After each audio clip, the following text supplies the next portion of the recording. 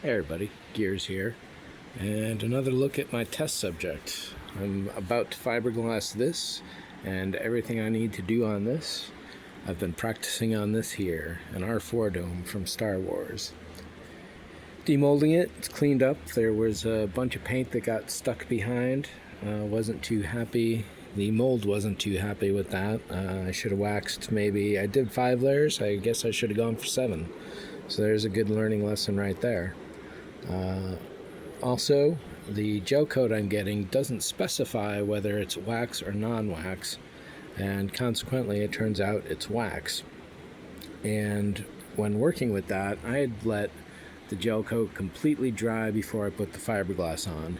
Turns out I should have gone straight into fiberglass just like it was another layer of the gel coat, a continuous process. In this case, though, I actually did 2 layers of gel coat because the first one was a little thin and I didn't think I could mix up enough to cover the rest of it before the curing times started conflicting with each other. In previous times, I've put hot gel coat on top of semi-curing warm, coolish gel coat, and the results were a disaster. So there's definitely a timing issue to do. You got minutes and it's got to be quick and solid and good. Anyhow, one of the consequences of the lack of waxing, oh, and keep in mind, I put half a can of rocket release on here, so half a can on each half, right? So there's nearly a full can, 3/4 of a can maybe, on this whole thing, and even so, paint got stuck behind. You can see evidence of it being scraped off here, and not so much on this side. This side did well on the paint adhesion, but it did worse on all the divots. There's a bunch of little air pockets that developed throughout, so I'm going to fill those with more gel coat, and then as it cures, razor blade it down probably, and then do a final sanding and hope I can get a nice finish. I'm going to have to do a lot of intricate masking so I don't put gel coat on top of the existing surface. Essentially what I'm looking at is packing tape over the entire thing, and then an X-Acto blade. I'll cut out a big chunk of this here, put the gel coat in there, pull the tape off, let it set, and then take a flat edge and just razor blade all that off, hopefully.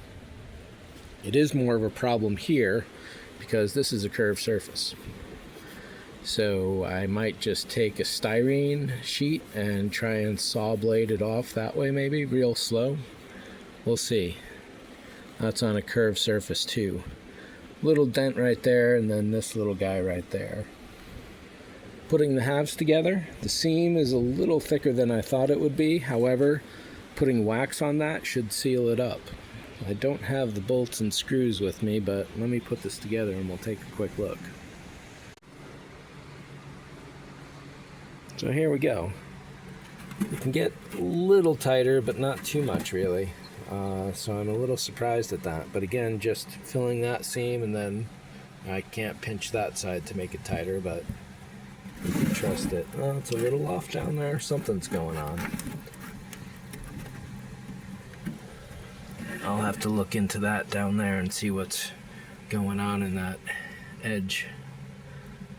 That does not look like a very good flush fit, but maybe it actually is. Hello, hello.